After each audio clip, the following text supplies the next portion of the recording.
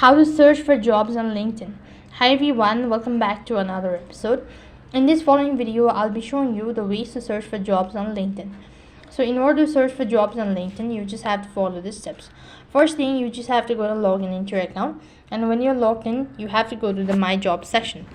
And then in order to search for the jobs, you just press the search jobs button from the top right and type in or search by the title, skills, or the type of job that you're looking for. And next thing, you also have to go into the location, and when you actually type in the information, you'll be provided with a list of suggestions. Here you could go ahead and read out all of these and then click the save button if you wish to save it for later on. And then you could just filter it by the type of category, that is all people, post, whatever.